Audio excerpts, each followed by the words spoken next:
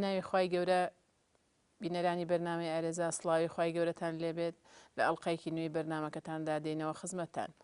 ئەڵقەی ئەم جارەی بەرنامەی ئارێزە سەبارەت بە بابەتی نەفەقە واتە مافی مەسرەفکێشان مەفەقەی ئافرەت لەسەر هاوسەری باز دەکەین کە ئەویش بابەتێکی گرنگی ئەمڕۆیە یەکێکە لەو مافانەی کە ئاینی پیرۆزی ئیسلام لەگەڵ پرۆسەی هاوسەرگیریە ئەرکی نەفەقە کێشان یان مەسرەفکردن و نیشتێنی نیشتەجێبوونی ئافرەت ئەخاتە ئەستۆی هاوسەری. دەمانوێت لەم بەرنمەیەدا چەند بابەتێک قسە لێ بکەین لەوانە ئایا نەفەقە مانای چییە، لە چ کاتێکدا نەفەقە پێویست دەبێت واجب دەبێت لەسەر پیا و بەرامبەر بە هاوسەری، ئایا نەفەقە مافێکە بۆ ئافرەت ئەدرێت یان هۆکارێکە بۆ با بڵێن ناڕەحەتکردن و دروستبوونی پاشکۆیەتی بۆ ئافرەت، هیچ بنەتێکی تایە کاتێک کە هاوسەر نەفەقەی خێزانی دەکات و لە چ کاتێکدا نەفەقە با بڵێن بەو شێوەیە واجب نابێت و چۆناهی ئەم بابەتە قسەی لەسەر کراوە لە ڕووی دەقە شەرعیەکان و لە ڕووی یاساییشەوە. بەرنامەی ئەم جارەمان بە میوانداری زۆر بەڕێز کاک دکتۆر حسین محەممەد مامۆستا لە کۆلیجی زانستە ئیسلامیەکان و ئەندامی بۆردی سنتەری زەهاوی بۆ لێکۆڵینەوەی فکری بەخێراتنی کاک دکتۆر حسین لەگەڵ هاوکار مابان خان دەمانوێت لە ئەم بەرنامەی ئەم جارەماندا ئەوە ڕوون بکەینەوانێ ئایا نەفەقە دیارە وەکو ڕوونە و شتێکی قسە لە هەموو شوێنەکان باسی لێ ئەکرێت کە یەکەم و تاکە ئاین کە یەکەم باڵێن دەقاوە یەکەم ئاینە کە مافی مەسرەفکێشان بۆ ئافرەت لەسەر هاوسەرەکەی لە پرۆسی هاوسەرگیری داواجب بکات ئاینی پیرۆزی ئیسلامە. دەمانوێت سەرەتا پێناسەیەکی نەفەقە بکەین ئەگەر سەرەتا کاک دکتۆر جەنابەت پێمان بڵێ نەفەقە چی دەگرێتەوە؟ بەناوی خوای بەخشندەی میهرەبان، دیارە نەفەقە مەبەست مانای بژێویە، بژێوی لە دەقی زانایانە و لە دەقە شەرعەکانە ماناکە و مەفهومەکەی بەو شێوە هاتووە کە ئەوەیە کە پیاوان سەرفی ئەکەن لەسەر خێزان و لەسەر مناڵ و لەسەر هەتا خزم و کەس و کاریش لە خواردەمەنی و لە جلوبەرێک و لە جێگەی مانەوە و حەوانەوە کە ئەم سیانە ئەگرێتەوانێ و هەموو ئەو شتانش کە بە پێی عورف و بە پێی زەمان و بە پێی ژیانی خەڵک پێداویستی ڕۆژانەی تاکەکانن. طبعاً کە باسی نەفەقە ئەکرێ ینی ڕاستە نەفەقە زیاتر ڕاستەخۆ تیشکەکە بۆ سەر بژێویە خواردەمەنیە، بەڵام لە ڕاستیە مەبەست پێی مەسکەن و ینی ئەمەش یەکێکە لە واجبات حسابی نەفەقەی بۆ ئەکرێ مەسکەن لەگەڵ شوێنی حەوانەوە و هەروەها جلوبەرێک لەگەڵ خواردەمەنی، ئەمە پێداویستی ڕۆژانەی مرۆڤەکانە. ئێوە مەمانەوێ بڵین گەر بتانەوێت بەس باسی نەفەقەی ئافرەت بکەین، طبعاً ئەوە ئەگەر بڵین مەبەست پێناسەکەوە ئەگرێتەوە کە بڵین تەنها بڵین نەفەقەی زەوجە زەوج لەسەر زەوجە لەسەر زەوج، یعنی مرد لەسەر خێزان لەسەر هاوسەرەکەی. ئەمە طبعاً لە شەریعەتە ئەم سیانە ئەم سێشتە واجب کراوە لەسەر پیاوان بۆ ئافرەتان. ئەمە پێناسەکەیەتی وەکو وتمان ئەوەیە کە ئینسان پیاوەکان سەرفی ئەکەن و لەو مەجالەیە. کاک دکتۆر حاڵەت یەکەیە بەنسبەت نەفەقەوە پێم وابێ نەفەقە بەپێی کات و شوێن بەپێی باری دارایی پیاوەکەش دیارە بۆ خۆی ئەگۆڕێ بۆی ئەو ئەندازەی کە بۆ کێشانی نەفت بژێوی ئافرەتێک لەسەر مێردەکەی دائەندرێ ئەو ئەندازەی کە بە دیاری ئەکرێ زیاتر پەیوەندی هەیە بە باری دارایی پیاوەکەوە و لە هەمان کاتیشە ئەمێ بڵێم هەتا ئەو عورف و تەقالیدەی کە لەو مەنتیقەیە زیاتر پیادە ئەکرێ بۆیە ئەکرێت مەسەلە ئەگەر بکرێت جەنابەت مەسەلە ئاماژەیەک بۆمان بدەیت لەبارەی نەفەقە بەو جۆرەی کە نەفەقەیەکی ضروری هەیە نەفەقەیەکی کەمالیش هەیە. مەسەلە ئێستا بە ئەندازێ ئەوەی ئەگەر بڵین مەسەلە بۆ منە نەخۆشکەوتنی ئافرەت ئایا لە ئیطاری مەسەلە جلوبەرگ و شوێنی نیشتەجێبوون و لە هەمان کاتیشە خواردن و خواردنەوە ئەگۆڕێ، ئایا لێرە مەسەلەی نەخۆشکەوتن یعنی لێرە تا چ ئەندازەیە کە یعنی اعتیباری بۆ ئەکرێ لە ڕووی شەرعەوە کە مەصرف کێشانی پیا و بە ئەندازەی نەخۆشی تا چەندێک ئەڕوات بەڵێ خۆی نەفقە وەکو پێناسەیەکی کورد ئەوە بۆ مەبەستەکەمان بەڵام لە ڕاستیە چوار شتی سەرەکی ئەگرێتەوە یعنی کاڵین یعنی نەفقە یان بڵێن بژێوی یەکەم ئەوە خواردەمەنی ئەو شتانەی کە پێ ئوترێ خواردەمەنی ئیتر ئەبێ ئەمە یەک دووهەم جلوبەرێک سێهەم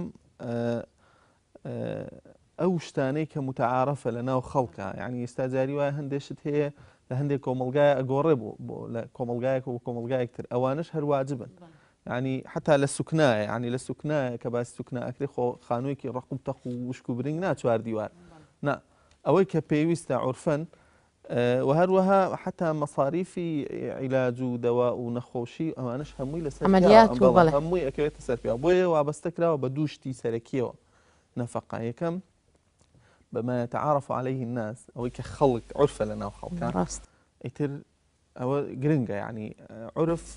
محەکەمە یعنی لە مەسەلانە لە کۆمەلگایەکەوە کە فەقیرە هەژارە جیازە لە کۆمەلگایەکەوە کە دەوڵەمەنە لەوانەیە لە کۆمەلگایەکەوە کە ئەبینیت هەژارە نەفقەکەی ئاسانتر بێ بۆ من لە کۆمەلگایەکە ژن پێویستی بە سارە هەبێ بۆی بکڕێ ژن پێویستی بە هەموو وەسائلە تەکنەلۆژیەکان بێ بکڕێژن پێویستی بە بڵێ بەڵێ ڕاستە بنەماڵە دووەم بەڵێ خاڵی دووهەم کەوتم ینی بە دووشت پێیوەستەکرێ یەکەم وەکو وتمان بە عورف دووهەم بە بژێوی پیاوەکە ینی ئەو باری دارایی ئافرەتەکە و باری دارایی ئەو خێزانە ئەو پیاوە حتا عولەمای بەتایبەت حەنەفیەکان زۆر تەرکیزەکەنە سەر مەسەلەی بنەماڵەی ئافرەتەکەش يعني ئێستا هەندێک بنەماڵە هەیە و شاهانەیە وەکو بڵێ وەکو بنەماڵەیەکی دەوڵەمەند و دیار و کە ئەوانەیە ئەبێ حساباتی تایبەت بۆ ئافرەتە بکرێت حتا ینی کە لە مەسەلەی سوکنا لە مەسەلەی نەفەقەیە لە مەسەلەی جلوبەرگایە لە مەسەلەی کەسێک کە خزمەتی بکە حتا لە مەسەلەی پێداویستی هاتوچۆ وڵاخ و ئەوەی کە هەیە سیارە و ئەوەی کە پێویستە ینی ئەوانە هەمووی باس کراوە لە شریعەتە جگە لەماکرێ ینی ئەماژە بەوەش بین هەرخوای پەروەردگاریش هەتا لە نەفەقەی ئافرەت کە دوای تەلاقانیش ئەفەرمێ ينفق ذو سعة من سعته ومن قدر عليه رزقه فلينفق مما آتاه الله يعني بدقیش ئەوە ڕوون کراوەتەوە کە با بڵێن نەفەقا بەپێی تواناداریەکانی پیاویش لێک ئەدرێتەوەوانە تا حتا باسی عورفەکەش کراوە يعني وەلەهن مثل الذي عليهن بالمعروف لا يعني أفرمي وعلى المولود له رزقهن وكسوتهن بالمعروف يعني بس يعني علماء هندوات تفسيرية كان بالمعروف يعني بالعرف يعني بوي ما يتعارف عليه الناس زوجان يعني أويش بفي عرفيش هذا قصيدة سر أكل ولو معروف تفسيري كتير شيء هي يعني بوي ك يعني بوي كذا صلاته ما في بابلين دابين كرني نفقة كالعين بيروز إسلام داب بدقي شرعي واجب كلا ولا سر بيوان هەندێک والێکی ئەدەنەوە کە ئەمە بەشێکە لە ئەوەی کە هۆکارە بۆی ئافرەت جۆرێک لە پاشکە و پاشکۆیی لە خێزانە پێوە دەرکەوێت و با بڵێن بێپلەی و بێمەکانەتی لە خێزانە دەستکەوێت بەوەی کە ئەبێتە چاوەڕێی دەستی هاوسەری بێت ئێمە لێرە ئەمانەوێت ئاماژە بەوە بین دیارە ئێمە کاڵێن دەقێک واجبی کردووە و خی پەروەردگار واجبی کردەوە پێغەمبەری خوا صلی الله علیه وسلم فەرمانی کردو هەر لێرە ئاماژەم بە فەرمودەیەکی شکر کە فەرمێ کەفا بالمرء إثما أن يضيع من يعول بەسە بۆ کەسێک کە تاوان کە ئەو کەسانی کە لە بەر ئەرکی مەسرفکردنیان لەسەر شانەتی ئەو بیان فەوتێنێ ئەواتە وەکو پێویست بە دەمیانەوە نەچێت کەواتە ئەوەی کە دەقەکان ئاماژەی پێ منەتکردنی تیانە ئەو مەسرف کێشانە خێر و ئەجر و پاداشی لەسەر دەزەکەوێت وەکو لە هەندێک فەرمودا باس کراوە بەڵام ئەرکێک و واجبێکە لەم ڕۆژەوە ئەکرێ قسە لەسەر ئەوە بکرێت چونکە هەندێک واتی ئەگەن با بڵێن ئەم ئافرەتە ئەگەر خۆی پارەدار بووی تر پێویست ناکە هاوسەری نەفەقەی بکێشێت ئایا بەپێی ئەوە حسابەکرێت یان بەپێی ئەوەی لە ئەنجامدانی ئەم گرێ باستایە لەو دقەیە کە ئافرەت ئامادەیی تایە بچێتە لای هاوسەرەکەی وەکو مافێکی دارایی و بەشێکە لە نەتیجەی ئەوە چونکە لە ئەو ئاەتەی کە خوای پەروەردگار باسی الرجال قوامون على النساء بما فضل الله بعضهم على بعض وبما أنفقوا زۆربەی مفسرین لەبەر يعني لو بڵێن تفسیری ئەم ئاەتەیە کە خوێنوەتەوە باسی ئەوە کەن کە پیاوان ئەم قەوامەت بەرپرسیارەتی ئەمە بەنامێکە باسی قەوامەتمان کردووە کە هەندێک واتێگا قەوامەتی پیاوان سەرپەرشتیاری پیاوان لە خێزاندا بەشێکە لە پلەپایە و مەکانەت و قووە و دەسەڵات و مای چەسانەوە نەخێر خی پەروەردگار لە ئاەتەکە لە دوایەوە فەرمێت بەهۆی ئەوەی کە خی پەروەردگار جیاوازی تا دروست بما فضل الله بعضهم على بعض بۆی هەندێک جیاوازی لەگەڵ یەکترا جیاوازیان هەیە لە هەندێشتا لەگەڵ یەکترا دوایەوە فەرمێ وبما أنفقوا لبروي النفقاء كي يتسرشان أم نفقيش وأن تفسير يكن بماريش وبمصرف كيشانيش هادو بابك أجريتوانه كواتا أجليرة يعني أتوانين أمرون كينوانه كنفقة هو كارنية بو أوي كام أفرتها هز بوبكات كأم بعضهم شاو بروجير يعني ملخوار وملكتي أويا لبروي كسيك مصرف كيش نخدم أم هربوندي كأمادة بوها وسري أتوت دواي وماري كردوا ودواي كردوا بيتلاي أم أفرتها زرێتەوە لای هاوسەرەکەی ئەو حەقەداراییە حەقێکی شایستەی خۆیەتی خی پەروەردگار بۆی دیاری کردووە بە دەقی شەرعی واجب بووە و بزانم یاساکانی ژەگەر زیاتر ئاوانخانە بەو شێوەیە یاسای ئەحوالی شخصیش بە هەمان شێوە ئاماژە بۆ داد کە مە مافێکی ئافرەتە و هیچ بنەتێکی تیان نیە بۆی کاتێکە مەسرەف دەکرێت. خاتو قەدەم خێر بەنسبەت ئەو حاڵەتەوە کە باز لەوە ئاکات کە نەفەقە ئایا ئەمە پاشکۆیەتیە بۆ پیاو من پێم وا بەیەکێ لەو هەڵانەی کە سەررجەم ئەو ڕێکخراوە ژنانیانەی کە تێکەوت بۆ تعدیلکردنی یاسای باری کەسێتی لەوانش ئەو مادەی کە باز لە بەشێوی خێزانەکە ئەوەیە کە هاتن لە جیاتیەوەی بارگرانی لەسەر شانی ژنان لە بەرن هاتن قورستریان کردووە لە یاساکە کە تعدیلیان کردو ئاماژەیان بەوە داوە کە مەسەلە بژێوی ماڵ مەسەلە بە هاوکاری ژن و مێر دەبێ ئەبێ هەردووکیان بەشدار بن لێرە طبعاً هەرچەنە خۆشببختانە هەرچەنە مەسەلە ئەو دەستەیی کە پیاداچوونەوە بۆ یاساکانە کات کە پێچەوانەی دەستور نەبێ طبعاً ئێمە لە دەستوری عێراقاتیاتی و زایدن ئەو ڕژنووسەشی کە تا ئێستا ئیشی لەسەرەکرێت بۆ هێنی کوردستان ئەوەیە کە نابێت هیچ یاسایەک دەرچێ کە دژ بێ لەگەڵ شریعەتی ئیسلامیە بۆیە وەستاندنی ئەم حاڵەتە چونکە ئەمە پێچەوانە ئەبێتەوە لەگەڵ شریعەتی ئیسلامیە کە ئافرەت بێت هینیان کە لە کەواتە زۆر ئەو ئیشەی پێ ناکرێت لە دادگاکانە بەڵکو تا ئێستاشی بەدواوە بێ هەرچەنە تعدیلی یاساکە کراوە ئەرکی بژێوی لەسەر پیاودانراوە ئەمە حاڵەتێکی تر ئەو پرسیاری کە جەنابەت کردن یعنی هەر لە ڕووی قانونیش و لە ڕووی شەرعیشەوە یعنی بە مجرد بەستنی ئەو گرێ بەستەی کە لە نێوان ژن و مێردێکدا ئەبێ نەفەقە واجبە بێ لە هەمان کاتە خاڵێکی تر خۆتەسلی خۆتەرخانکردنی ئافرەتە بۆ پیاو ئامادەبوون و خۆتەرخانکردنی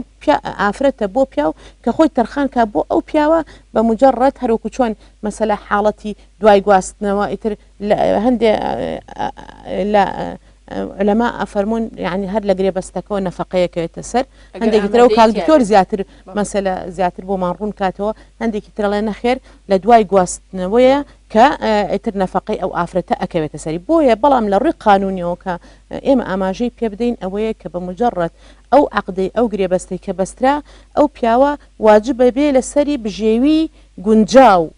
گونجاو واتە گونجاو بێ لەگەڵ باری دارایی پیاوەکە گونجاو بێ لەگەڵ ئەوەی کە پێشتر باسمان کرد لە ڕووی عورفەوە لە ڕووی مەکانەتی ئەم ئافرەتەوە کەم ئافرەتە تا چه ئەندازەی پێویستی بەوە هەیە کە ئەو ئەندازەی کە نەفەقەی بۆ دیاری بکرێت بەڵێ خۆی هەر ئیضافەتەن بۆ قسەکەی جەنابەت طبعاً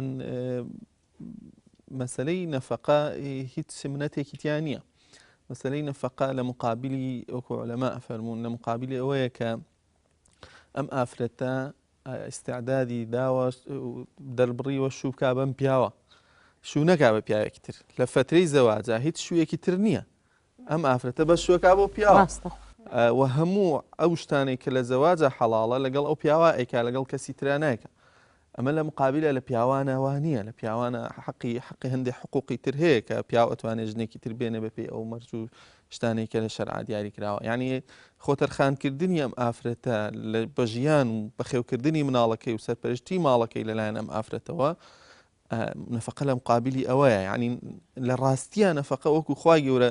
باسی لیتەسکون و ئیلەیها بۆ سوکنای ماڵە ینی بۆ دامەزراندنی ئەو منزومەیە کە پێ ئەوترە ئوسرە و یعنی سەرپەرشتیکردن و بەڕێوەبردنیەتی لەلایەن ئافرەتەوە نەفەقە لە مقابلی ئەوە وقسە و باسی تریش هەیە نەفەقە طبعاً لە مقابلی هەموو ئەو حقوقە معنەویانەیە کە ئافرەت ئەیدا بە پیاو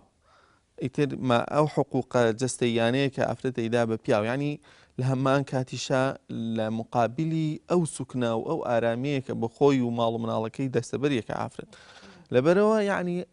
نەفەقە حەق و واجبێکی شەرعی لەسەر پیاو نەک منەت بێ ئێستر واجب کەوتت واجب یعنی منەتی تیانە بەڵام کەوتت بڵین ماف کەوتت ماف یعنی وەکو بڵێ ئەمە جۆرێک لە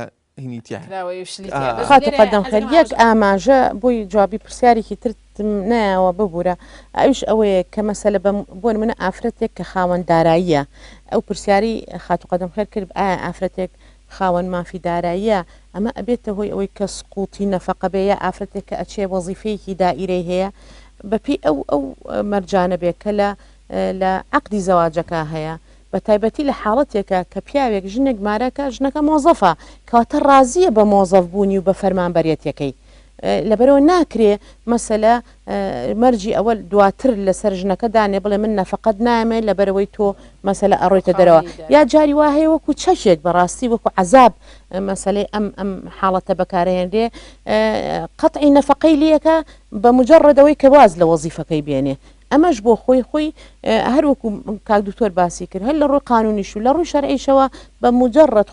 خۆ تەسلیمکردن و خۆ تەرخانکردن بۆ ئەم پیاوە لە ڕووی جەستەییەوە لە ڕووی مەسەلە هەموو ئەو شتان چکە تۆ زەواج ئەو عەقدە ئاساری زۆری لەکەێتەوە یەکێ لەو ئاسارانە مناڵبوونە یعنی تۆ ئافرەتێک ئەبێتە بارهەڵگری مناڵێکی تۆکنەوەیکی تۆکە لە داهاتوا بێ یعنی حەقی ئەوەی هەیەکەین و بۆیە یعنی زۆربەی ئەهلی عیلم ئاماژە بەوە ئەدەن کە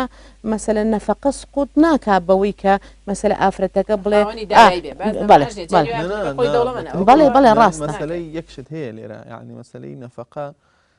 یعنی هەتاوەکو شیرازەی ئەو خێزانە تێک نەچێ یعنی لە چوونە دەر و زیاد چوونە دووری ئافرەت کاتێن یعنی هەندێک قسە باس هەیە لەسەر ئەو بابەتەش کاتێک ئەو نەفەقەیە سقوطەکە کە ئەم ئافرەتە ئیتر تەواو پابەند نەبێ بە پێداویستەکانی ماڵ وەکو نشوز ینی دەرچێت سقوطی نەفەقەیە ئەوە ئەکرێت لە بابەت کاتێکرا بە تەفسیل باز بکرێ بەڵام لە ڕاستیە نەفەقە هیچ منەتێکیان نیە واجبێکی شەرعی پیاوانە خوای گەورە واجبی کردووە لە مقابلی کۆمەڵشتا خۆی لە ڕاستیە مشکلەکەی ئەم خەڵکەی کە ئەم ڕخنانە ئەگرن لەوایە کە بە تەواوی لە نظامی ئیجتیماعی ئیسلامی تێناگەن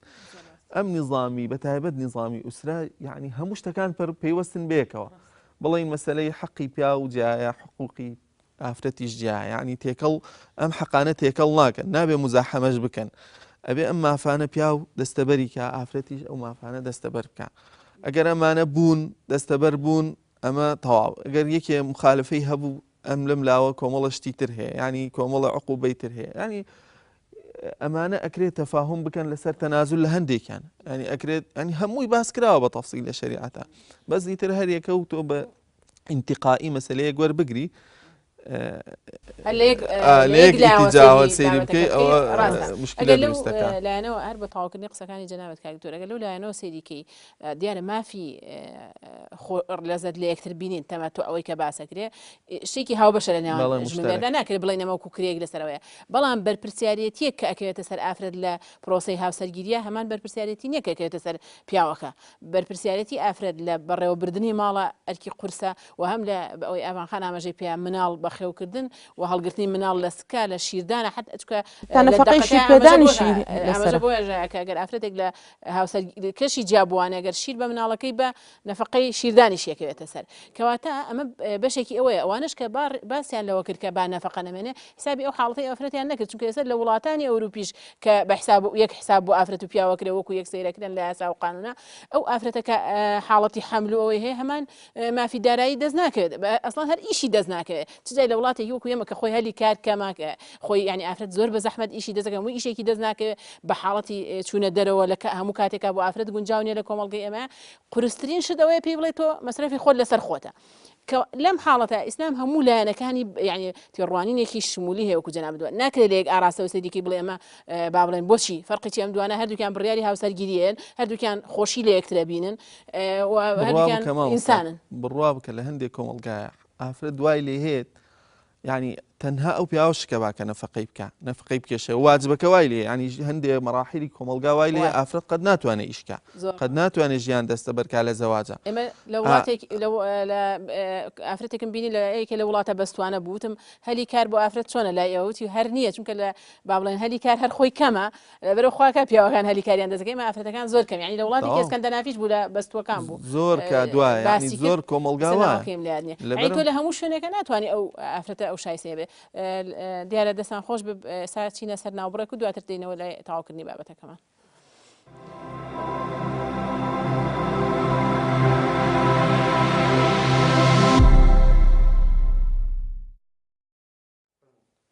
دووبارە سڵاو دێنەوە لاتان بۆ تاواکردنی بەرنامەکە یەکێک لەو بابەتانی کە لە زیمنی قسەکانی شاباسمان کرد ئەوان خان بابەتی ئەوە بوو کە ڕاستە با بڵێن پیاوان وەکو ئەرک و واجبێک لەسەر شانیان و ئافرەتان وەکو مافێک حەقی خۆیانە نەفەقە بکێشێن ئەگەر لە حاڵەتێکە ئافرەت بێ بەشداری بکات ئەمە چۆن سەیری ئەکرێت هەم لە ڕووی دەقی شەرعی و لە دەقی یاساییەکانیشا چۆن ئاماژە بەڵێ دیارە یعنی ئەگەر بمانێ ئەوە ڕوونکەینەوە کە بەو ئەندازەی کە ئافرەت تا چەندێک ئەتوانێ مەسەلا ئەگەر ئافرەتێک بێ بە تایبەتی ئافرەتێک بێ وەزیفەی هەبێ یاخود نەخێر هەر وەزیفەی نییە ئافرەتێکە خاوەن سەرۆت و سامان و ئابوورێکی زۆر باش و سربەخۆی خۆی هەیە تا چەندێک مەسەلام ئافرەتە ئەتوانێت طبعاً یعنی ئەو حاڵەتێکە هەر لە ڕووی شەرعیش و قانونیشەوە ڕێگە پێدراو نییە بە هیچ جۆرێک پیاو بە زۆر بێت نەفەقە ببڕێتەوە بیهێنە لەگەڵ خۆیان بڵێ ئەبێت ئەوە بکەین ئەو حاڵەتێکە ئەچێتە بابی قەدەغە کراوەکان هەم لە ئیسلامە هەم لە قانونیشا کە خۆی کە زۆر جار کە ئاماژە بە قانونی باری کەسێتی ئەکەن یاسای باری کەسێتی بەڕاستی بۆ خۆی یاساکە تەواوی سەرچاوی گرتووە لە شریعەتی ئیسلامیەوە بۆیە ئەبینیت ئەم حاڵەتی زۆرکردنە پیاو بۆی نییە زۆر لە ئافرەت بکە کە بەشداری بکات لە نەفەقاتی خێزانەکەیە لەو بژێوی کە ئەی کێشێ بۆین بەڵام حاڵەتێک هەیە کە ئەگەر ئەم ئافرەتە تەتەوعیان یاخود بە مەسەلا خۆبەخشانە ئەمە ئەکات بە هەدیە بۆ هاوسەرەکەی ئافرەت وەکو چۆن هەموو چۆنڵی معاملەیەکی دارای ئافرەت توانێ ئەگەر ئێمە ئاماژە بۆ بدەین ئافرەت مادەم ئەهلیەتی تەواوی هەبێ و کامل بێ و ڕاشت بێ ئەتوانێت ئافرەت بە هەم لە ڕووی قانونەوە هەم لە ڕووی شەرعەوە هەموو معاملەیەکی دارایی بکە لەوانە مەسەلە هیبەیە لەوانە مەسەلە ماڵ ببەخشێ لەوانە ماڵ تەملیک بکە لەسەر خۆی لەوانە مەسەلە کڕین و فرۆشتن بکە خانوو بەکرێ بگرێ خانوو مەسەلە بدا بکرێ یاخود خۆی ئیجاریکە بە هەر شێوەیەک لەم شێوانە یعنی لە ڕووی شەرعیش و قانونیشەوە ئیزنی پیاوی نایە چکە مادەم ئێمە کەوتمان وەللنیسائی نەصیب مما اکتسبن جگە لەوە کە اکتسابی ئەو حەقاکە کە تۆ حەقێکت لەلا بوو خاوەن سەرۆت و سامان بووی ئەکرێت تەسەڕوفاتیشی پێوەکەی هیچ مانعێک نییە بۆیە ئللا بە ڕەزامەندینی ژنەکە نەبێ بەڕاستی ئەو نەفەقە و بژێوی حرامە لەسەر ئەو پیاوە کە بێت و بە زۆر لەسەر خێزانەکەی فەرزی بکە کە ئەبێت هاوکاری بێ لە ژێویەکەدا بەڵێ بەتاکید ئەم قسانە بۆ تەواوکردنی قسەکانی جەنابەت ئەم قسانە بەو شێوەیە لە شریعەت هەر زۆر بە جوانی لە قورئانە خوای گەورە ئاماژەی داوە ینی ئەو عەلاقە مالیە کە ئافرەتان تەنازولکەن لە هەندێ ئەو پارە و سەرۆت و سامانەی کە هەیەە بەتایبەت حەقەماری خوای گەورە باسی کردووە فەرمێ فإن طبن لكم عن شيء منه نفسا فكلوه هنيئا مريئا يعني ئەگەر لە ناخی دڵیانەوە لە هەندێک لە مافەدارایەکانی خۆیان خۆش بوون لە هەندێکی لە هەموو شینە ئەو وەختە ئێوە بۆتان هەیە بیخۆن بەکاری بێنن بە دڵێکی ئاسوودە و خۆش و بەڵام یەکشت هەبوو یعنی مەسەلەی بڵین تەسەڕوفی ئافرەت بە ماڵی بۆ ماڵ و سەرۆتەی کە هەیەی طبعا ئەمە کامل تەسەڕوفی هەیە تا ئەو سنوورەی کە منزومەی خێزانی ینی ئەو پێک هاتە خێزانیە تێک نەدا ینی ئەبێ ینی لە ئیسلامە ئەو نیظامە ئیجتیماعیە بەتایبەت نیظامی ئوسرە وات تەشریع کراوە کە ئەبێ ئەم ئوسرەیە زۆر تۆکمە بێ زۆر دامەزراو بێ ینی بەتایبەت مناڵ خێزان بڵین مێرد ئافرەت بەیەکەوە ئەوەندە گونجاوڕێک بێ ئەو ئیش و کار و واجبات و حقوقیان کە مافی یەکتری پێشێل نەکەن ئەگەر ئەم تەسەڕوفە یان گەیشتە ئەو حەدەی کە مافی یەکتری پێشێلکەن ئەوە ئەبێ ڕێک بخرێ بە شێوەیەکی تر ڕێک بخرێتەوە بەڵام هەموو ماف و سەڵاحێتێکی هەیە ئەم ئافرەتە لە پارەی خۆیان تەسەڕوفی پێوە بکە ئەو پارێکی خۆیت نەک هەر ئەوەش تەنانەت لە پارەی مێردەکەشیان ئەتوانێت تەسەڕوفکە بە ئیزن ڕیانی بە کولەن ئەگەر بۆ منە پیاوەکەی وتی تۆ بۆت هەیە لە ماڵەکەی منە هەموو تەسەڕوفێ بکەی ئەو بۆی هەیە هەموو تەسەڕوفێ بکە نەک هەر ئەوەش هەر عورفەن ئەگەر هەندێ تەسەڕوفی عائیلی هەبێ بۆ نمونە شت کڕین هەندێ پێداویستی کە پیاوان ناتوانن بیکڕن بۆ ماڵ لەبەر ئیش و کار توانێت ئافرەت ببێ پرست سێ ئەو پێداویستیانە جێبەجێکا لە ماڵی پیاوەکەش بەڵێ کاتە مەفهومە مخالەفەکەی کا دکتۆر ئەگەر زیاتر مەسەلە هینی بکەینەوە لەوەی کە بە تایبەتی پیاوان ئەبێ خۆیانی لێ بپارێزن ئەوەیە کە ئیجبارکردنی ئافرەت بە نەفەقە کێشانی خێزان حرامە بەڵێ نابێ هیچ زەختێکیش دروستکەن لەسەر ئەو مەسەلەیە بەنام ناڕاستە و خۆش یانی شتێکی وا بکەن ئافرەتە ناچارکەن بەوە بەڵێ بەس حاڵەتێک هەیە یعنی جاری وا هەیە هەروکو جەنابەت ئاماژەت پێدا ئەگەر مەسلەی حاڵەتە داراییەکانی ناو خێزان ڕێک نەخرێت بەڕاستی جاری وا هەیە طبعاً نەفەقە بە تایبەتی کە يعني چۆن ڕوکنی ئەساسی باری دارایی ناو خێزانە ئەگەر ڕێک نەخرێ بەڕاستی جاری وا هەیە بێتە لێکترازانی خێزانەکە بێتە کێشە و ئاژاوەی ناو خێزانەکان دوجار بەرەو لێکترازان و تەلاقدان و دوورکەوتنەوە لە یەکتری بۆیە بەڕاستی پێویستە یعنی هەم ئافرەتان هەم پیاوان تاو شارەزایی ڕۆشنبیرێکی تاویان هەوێ بە حەق و مافی یەکتری لە بەرامبەر بەو شتانەی کە خی پەروەردگار فەرمانی کردو بە پیاوچە ئەرکێکرد لەسەر شانە جاری وا هەیە لەوانەیە ئێمە هەزاران ئافرەتمان هەبێ بەدەست مەسەلە پیاوەکەی کە وەزیفەی هەیە بناڵێنێ کە هەر کاتێکە معاشەکەی وەرەگرێ خێرا یەک دیناری لێکەم بێ نایڵێ ئەهێنی ئەڵێ بێت تۆ بێنی هەردووکمان بەیەکەوە مشارەکە ئەەکەین لە خێزانەکە یان جاری وایە ئەو ئافرەتە کە خۆی خاوەندداراییەکە ئەبێت تەکلیف لە پیاوەکەی بکە خێری پێ بکە مەسەلا شتێک پارەی باتێ مەسەلە پێی بڕوا بە تەکسی بڕات لە شوێنێکەوە بۆ شوێنێکی تر یاخود جلوبەرگێک احتیادی ئەگەر حەزی لێ بێ بکڕێ ینی ئەمانە بەڕاستی ئەبێت تاکەکانی کۆمەڵگەی ئێمە بە تایبەتی کۆمەڵگەی ئێمە کە کۆمەڵگەیەکی مسلمانە و ئەبێت ئەوە بزانن کە ئەم حاڵەتە لەسەر پیاوان قەدەغێ و حرامە خوا حرامی کردن لێرە یەک شتی کەش زیاتر ڕوون بکەین ئەوانە بابەتەوەی کە ئافرەت ینی حەقی خۆیەتی ئەگەر پیاوێک کەم کوڕی هەبێ کەم تەرخەمی هەبێ لەوە جێبەجێکردنی با بڵێن حەقی نەفەقەدان مەسرف کێشانی هاوسەری ئەم ئافرەتە بۆی هەیە ئەم شایستەیە خۆی ئەم حەقەدارایی خۆی داوا بکات جادە بە داواکردن بەو شێوەی کە محکەمەیە یان هەر جیهەتێک کە بەرپرسیارەتی هەیە ئەم هەوڵی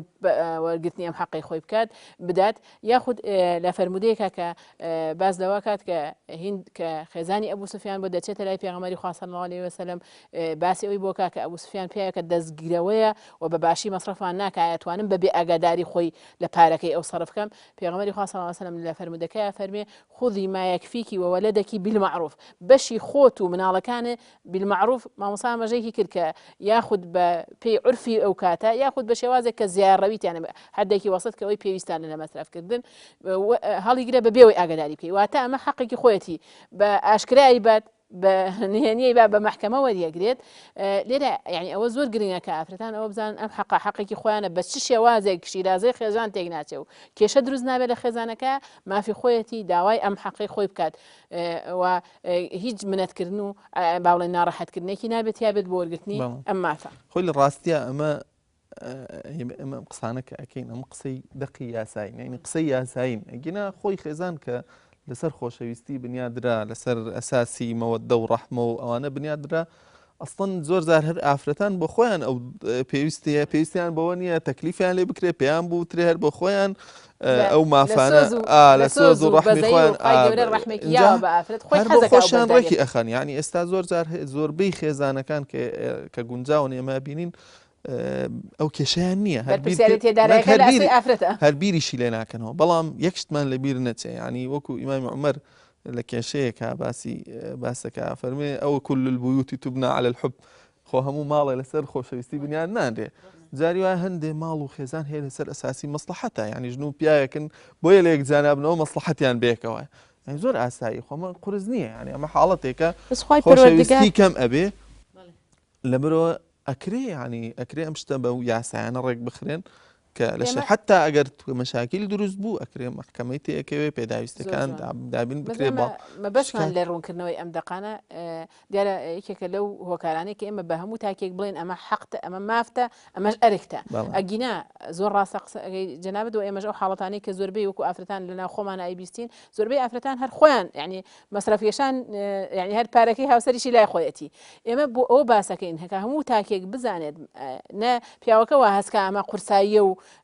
زوڵمە وستەمە لەوەکرێ ئەوە بێ مەسرەفکێشە نە ئافرەتەکەش وە بزانێت منەتی بەسەرا بکرێ چکە دروست نییە منەتکردن بەسەریا بزانێت کە مەمە هیچ بنەتێکی تیانە وەکو واجبێکی پێویستێکی خۆی و زۆر جار ئافرەتان پرسیارەکەن ئێمە لە ئەو خێر و با بڵێن سەدەقە و شتێک کە لە ماڵی خۆمان ناکرێ ئێمە بەشدارە بینێ خێرات چونکە پیاوان با بڵێن بەو شێوەیە خۆیان خاوەن سەرۆت و سامانن بە دڵنیاییەوە ئافرەت مادەم ئێمە باسیەوەکەین خێزان ماڵێکی هاوبەشە ینی ژیانێکی هاوبەش پێگەێنن ئەو دوانە هەموو با بڵێن کارێک کە ئیکەن بەیەکەوانە بەشدارن لە خێرەکەیە و بەشدارن لە چاکەکەیە بەڵام بە هەمان شێوە دەبێ ئاگاداری ئەوەش بن هیچ کەسیان ستەم نەکە لە ئەو با بڵێن دقانە لا نەدا و پابند بێ بە فەرمانەکانی خوای پەروەردگار و بە ئاەتەکان و بە دقە شەریعەکان خات و قەدەم ینی حاڵەتێک هەیە ینی ئێمە هەروکو کاگوتەر باسی کرد یعنی ئەمە یاسایە کە خوای پەروەردگار دایناوە یا تۆ بڵێن یاسایەکی بەرکارەکە لەو قوانینە دنیایی کە مرۆڤەکان بۆ ڕێخستنی ژیانی خۆیان هاتوون دایانناوە یعنی حاڵەتی مەسەلە شریعەتی خوا هەمیشە عامی بەسەر خاصە زیاتر فەرز کردووە یعنی لە عامە مەسەلە ئافرەت نەفەقەی لەسەر واجب نییە بەڵام لە خاصیشە هەیە مەسەلە ئافرەت خۆی تەنازولەکە لە نەفەقەی خۆی ئەم حاڵەتەش هەیە یعنی بووە بەڵام حاڵەتێکی شازە زۆر کەمە بۆیە ئەبێت ئافرەتان یعنی وشار بن لەوەی کە خوای پەروەردگار مافێکی بۆ دانابێ خوای پەروەردگار زیاتر شارەزاترە بە فیتڕەتی ئەو ئافرەتەکە ئەو ئافرەتە مەسەلە پێویستی بەوە هەیە پیاوەکەی نەفەقەی بکێشیە هەر ڕۆحیەن کێشانی نەفەقە ڕۆحیەن کاریگەری خۆیە بێ لەسەر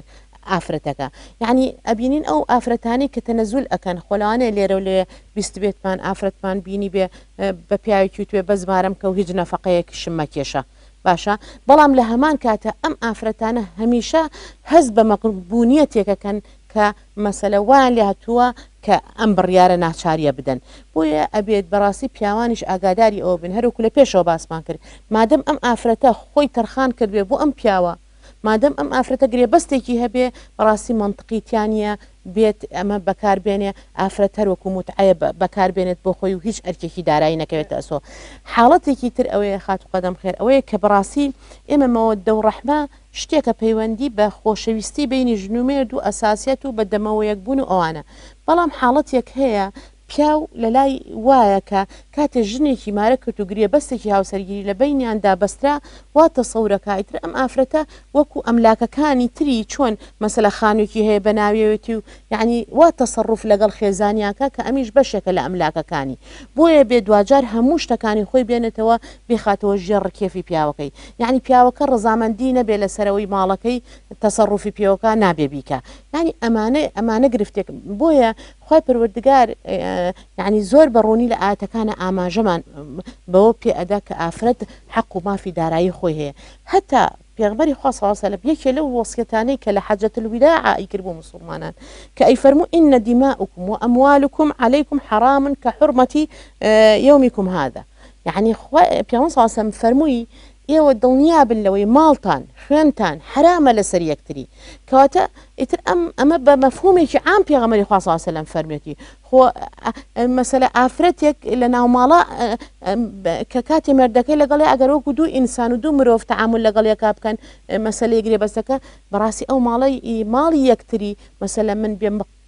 ماڵی تۆ خوێنی تۆ بە هەمان شێوە لەگەڵ هاوسەرەکەشمانە ماڵ و خوێنمان بەڕاستی حرامە لەسەر یەکتری بەڵام هەروەکووتمان هەر شتێ بە ڕەزامەندی بێ هەر شتێک لەژێر ئیکراهانە بێ بەڕاستی واریدە و ئەکرێت ببێتە زیاتر پتەوکردنی بڵێن ئەو پەیوەندی کە لە نێوان ژن و مێردایەوە زیاتر خێزانتیایدا بەختەوە بێت. زۆر ڕاستەگەر لە کۆتای بەرنمەکە یەک خاڵ ئاماژە پێبین من پێم وایە بەشێک لە با بڵێن بوونی نەفقا بۆ خێزان بڵێن بۆ ئافرەت لەسەر هاوسەرەکەی ئافرەت لەسەر ینی خاترگرتنێکی خی پەروەردگارە بۆ ئەو ئەرک و بەرپرسیارەتی قورسەی دیارە هەڵگرتنی مناڵ و پەروەردەکردنی بۆ ئافرەتان کە ئەبینی ئافرەت لە هەموو حاڵەتەکانی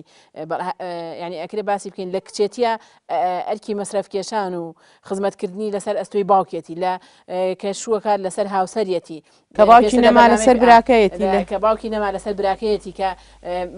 تەلاقێدار مێردەکەی لە حاڵەتی عیددەیە هێشتا مەسرەفی لەسەر هاوسەرەتی ئەگەرشی لێدا بە مناڵەکەی نێتوانی شوکاتەوە